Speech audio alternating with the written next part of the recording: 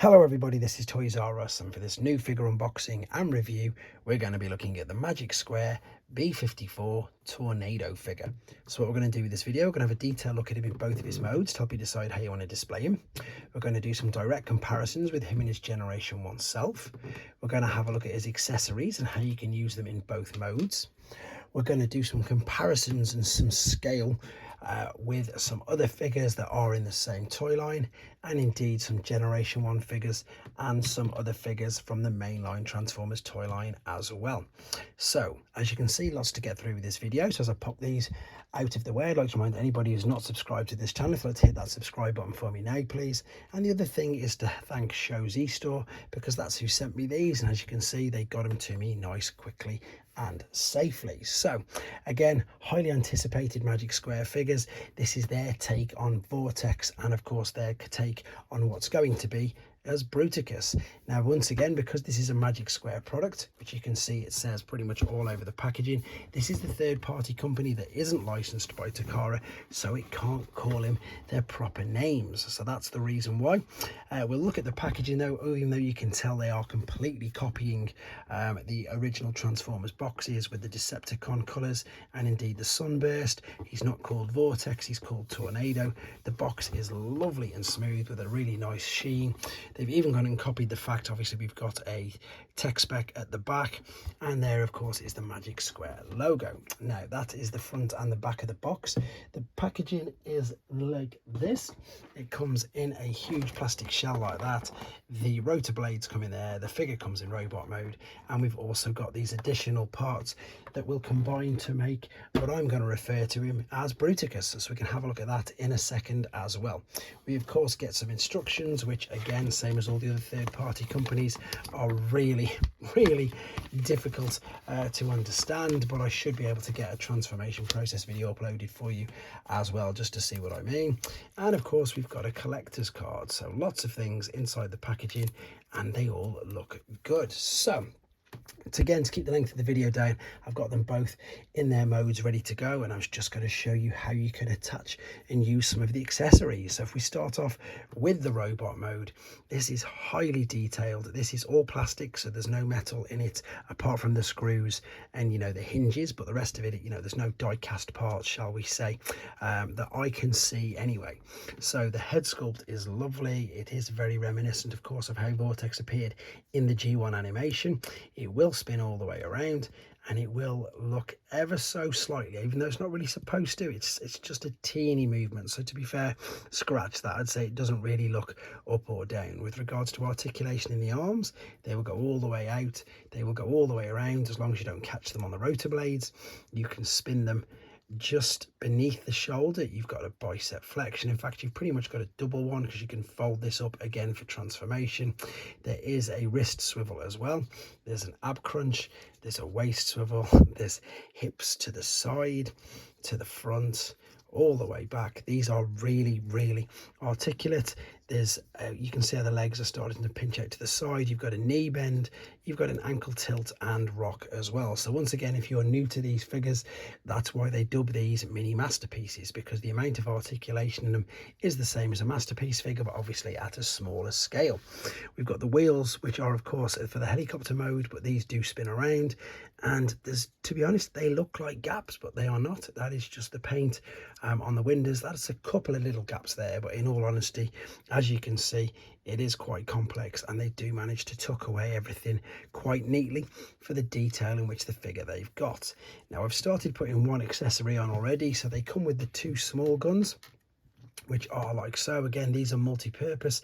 We've got a really tiny tab that what you can do, you can attach to the back of the forearm like so, and you've got the other tab, the turquoise part. So if you put the turquoise, I think it's more greeny, isn't it, really, than turquoise, and then clip this into the back as well, so it doubly holds into position. There is the small guns attached, and indeed there is the larger gun. So that's how you can pop it in his hands and indeed pose him however you want to in his robot mode. The good thing is with the blades, you can see that they do fold out again but I like the fact that you can have them smaller and still have them on his back when you want to display them.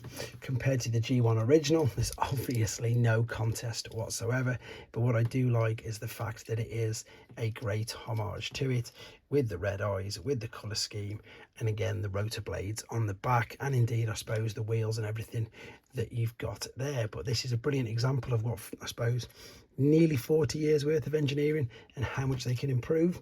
So there's the original, there is the newer one. Now in the alternate mode, again, we can attach both of the guns. I'm going to show you that in a second. This is the original one.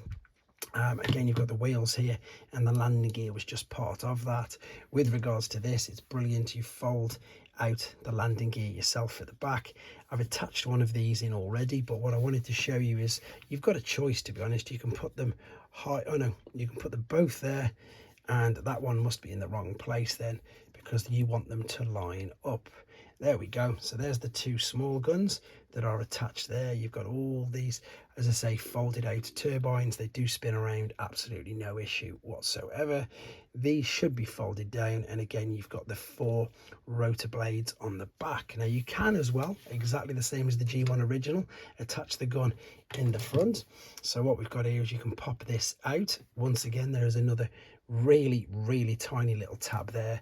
You can take the front of the helicopter, just prise it apart ever so slightly, and you can pop this in, and then you're going to close it around. Now I struggle with these because they're just so small and intricate, but there you go, fully armored and powered up. All 3 weapons can be used on him in both modes, which is brilliant. I suppose you've just got this left over. I'm just wondering if you can attach this anywhere. I wouldn't be surprised if you couldn't, or maybe that's what that's, let's have a look. I don't know, it's definitely not in the instructions, but maybe that's what that hole there is for. It does go in there. Wow, there you go. So that's not in the instructions. I've just completely made that up, but it doesn't look, well, maybe it does. I was going to say it doesn't look too bad, but I suppose that's really good if you want to keep all of your accessories on him in this mode. However, I'm sure that most of you, and I'm not going to be showing it in this particular video, I'm going to save it for the combined mode, will perhaps have him as an arm. So what I've got is the original G1 Bruticus there, just again for a couple of little quick comparisons. Oops, as he kicks Vortex over, just to give you an idea of maybe how much bigger the newer version is going to be. So let's bring this up to there. This is the new chest piece that comes, as you can see, with with Vortex. You've got the same, they're very similar in size, to be honest, and the fist is obviously just way more articulate, and perhaps that makes it does look a little bit bigger. So can't wait to get all of these and build them all up for you guys in a completely separate video. And it's interesting that they gave the main, I suppose, chest and torso part with their take on Vortex. Onslaught, is he Night Tracer? I think, I can't remember his name under Magic Square, but does fit into the back of that. Right, let's quickly move him back out of the way, bring this back down, and then as promised, let's do some comparisons. So let's move the G1 figures out of the way for now. I've actually knocked Vortex's head off. Oh dear. Right, so Magic Square, that is a Magic Square figure. So indeed is Trailbreaker, so that gives you an idea of the size and scale there. This is a New Age Optimus Prime, and again, New Age is another third-party Legends scale company. That is an Iron Factory figure, and then funnily enough, for people who collect mainline, that's your Hasbro Core Class. So you see they're only just a little bit bigger than Core Class, but again, completely different price point and completely different with regards to articulation. This is a Dr. Wu figure, which again has its own scale. If you're wondering what I knocked over then, it is just another Core Class figure, which again doesn't look or scale anywhere near with these particular guys. So last couple of comparisons just for people, I suppose, who collect mainline figures. Let's move these out of the way. So in fact, let's do a couple of G1s quickly because I've got them. There is G1 Optimus Prime, there is G1 Bumblebee. So again, you can see fits perfectly in between them with regards to scale. And let's move this. So newer figures, mainline figures, there is your deluxe In fact, there's another couple of deluxes here, because they're in between deluxe and in between core class sized figures. And again, they are available from Show Z. There's going to be a direct link for it in the comments, but I really think I've covered enough of this for this particular video. As I say, don't fret with regards to the arm mode and the combined mode. That's going to be done in a completely separate video, where we will be able to, fingers crossed, because we'll have them all by then, build them up from scratch. So there you go, guys. This is Magic Square's take on Vortex. It is MS B54 Tornado. Let me know what you think of him in the comments, guys, and take care.